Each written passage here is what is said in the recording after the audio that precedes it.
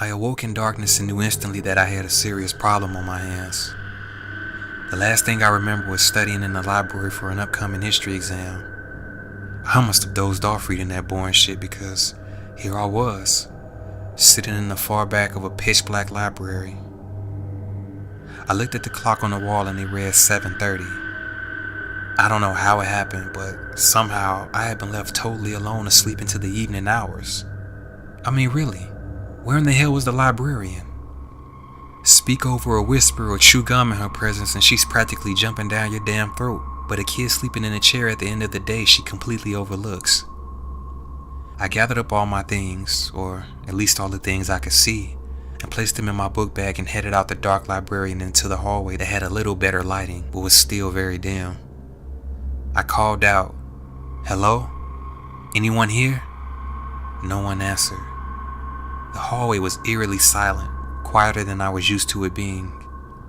If it wasn't buzzing with student activity, there were the faint voices of teachers lecturing their students in the classrooms, but there was none of that now. I moved quickly through the hallway, heading straight for the office, hoping to find someone in there working late. I tried every door I came across along the way, but they were all chained and locked, which is what I kind of expected. When I got to the office, there was no one inside, which unfortunately, I also sort of expected. I tried the main door, knowing the chances of it being unlocked were slim to none, but I had to give it a shot. I could honestly say I wasn't too surprised when I saw the bulky chain wrapped around the door's handles. Shit, I said to myself. The only other option I had left was to find a nighttime custodian and hope he'd be able to let me out. This was just perfect. I'm in my final year of high school and this shit happens. I'm probably the first senior in recent history to get locked inside the school. Figures that my parents haven't come looking for me. They probably think I'm out screwing around someplace. Who'd ever think to look for me in the one place I hated being most? Such cruel irony. As I walked through the hallways calling out to anyone that could hear me, I couldn't help but think about how all this would be unnecessary if my parents would have just let me have a cell phone. I'm like the only kid in my entire school that doesn't have one. My parents will never understand how embarrassing it is to see 6th graders with their very own iPhone. Meanwhile, I'm left having to beg a friend to use theirs. "Hello?" I called out again, heading up to the 2nd floor. "Can anyone hear me?" I walked around nearly the entire school and no sign of the custodian anywhere. No wonder this school's always filthy. Nobody's here to clean it. I was heading back down the stairs to check the final area of the school I hadn't been to yet, as the dreaded thought that I'd be forced to hunker down in this dump for the rest of the night was becoming a reality. I checked the last set of doors. They were chained too, and again, the custodian wasn't anywhere to be found. I sat down on the bench and resigned to the fact that that would be my bed for the night, but that's when it happened. The intercom crackled to life, and the noise I couldn't quite make out came through the speaker. Then everything went silent again. I said to myself, what the hell was that? I knew it wasn't a malfunction of some kind. There had to be a person behind it. Maybe the janitor was in there cleaning up and accidentally bumped into the microphone. Or perhaps he heard me walk in the halls and was trying to reach out to me but didn't know how to work the intercom. Either way, I felt it was worth investigating. It was a good chance that this was my opportunity to get out of here. I grabbed my bag and headed back towards the main office. I was a corner away from rounding the hall that led straight to the office, but I was careful not to just go strutting down there without knowing what was going on. I peered around the corner and focused my sights on the office. It was completely dark in there and nearly impossible to make anything out. I didn't want to, but I knew I had to get closer to properly investigate. I moved at a snail's pace up the hallway. I was no more than 20 feet from the office when I suddenly spotted the shadowy figure of a man taking up the entire doorway. And when I say taking up the doorway, that's exactly what I meant. I was approaching from a side angle, but I could easily tell that this guy was huge. It was dark, but I could also kind of see that he was wearing dark colored coveralls. You know, the kind a janitor will wear.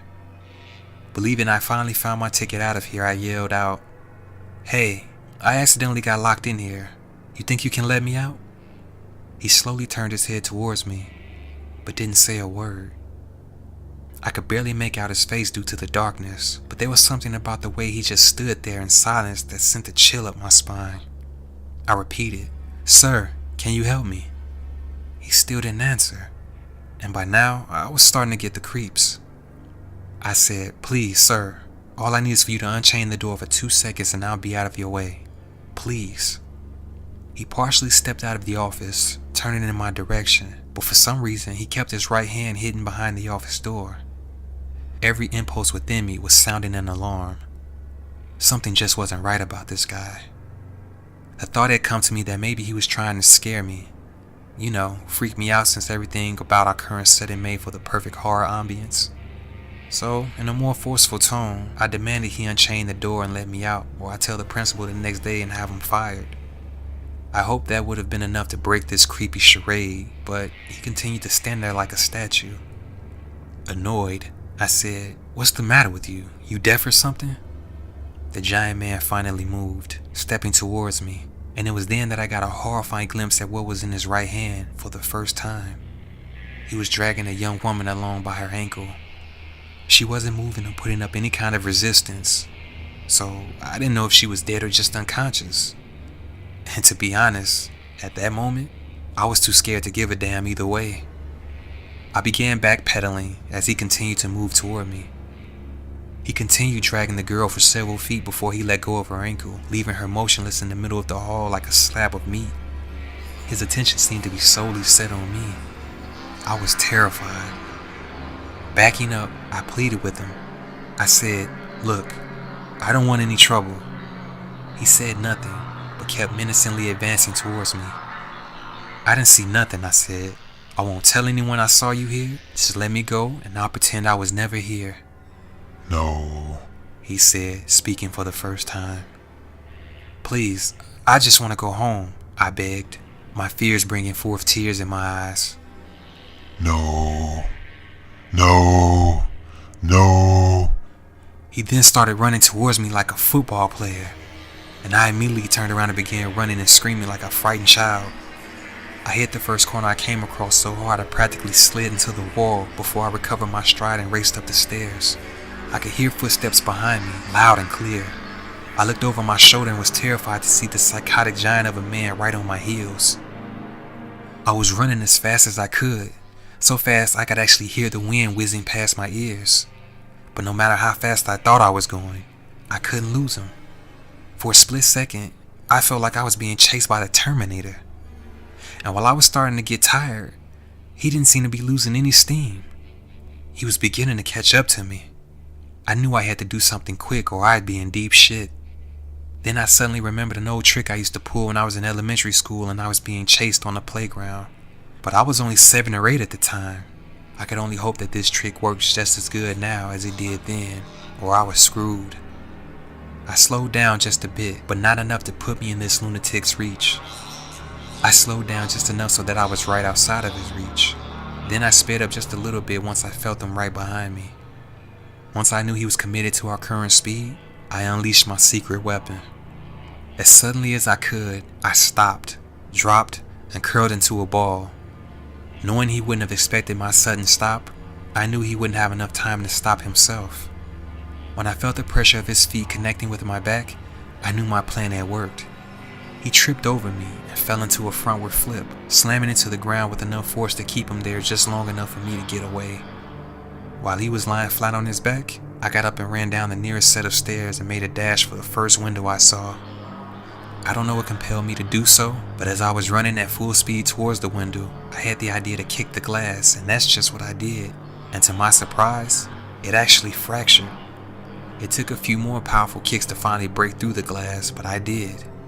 Once I had made a hole, I began pulling away bits and pieces of the plexiglass like a madman, trying to make an opening just big enough for me to fit through.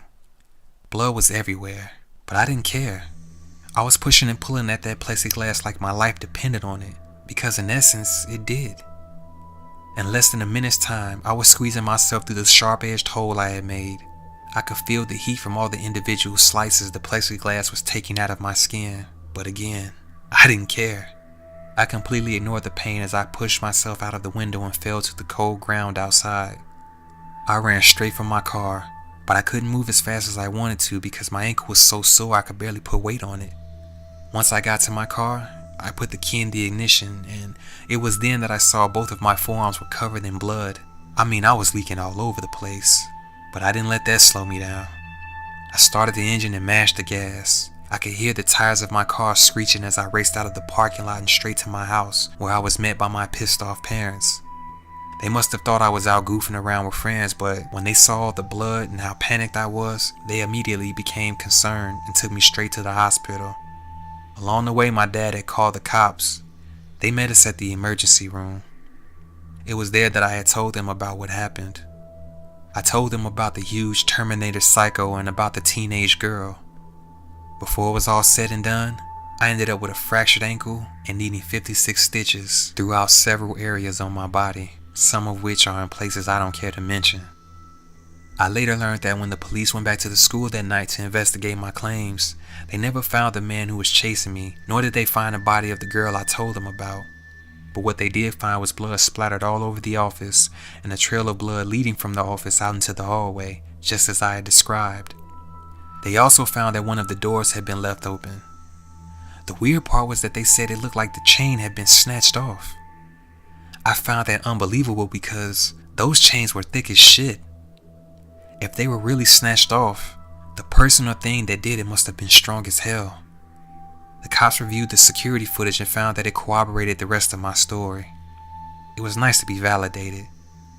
The police eventually put out a description of the psychotic dude in the coveralls, but weeks went by and not a single tip came in as to his whereabouts or to who he even was.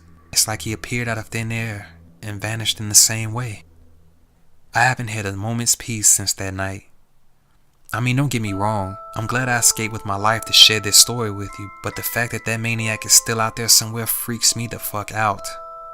Until he's caught, I don't think I'll ever be able to walk anywhere without constantly looking over my shoulder, or even sleep with the lights off. I wouldn't wish this shit on my worst enemy. Well, maybe, just maybe, I might wish it on my history teacher.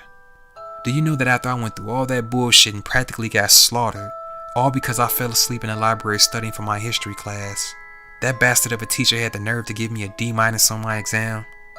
I mean, really, who does that?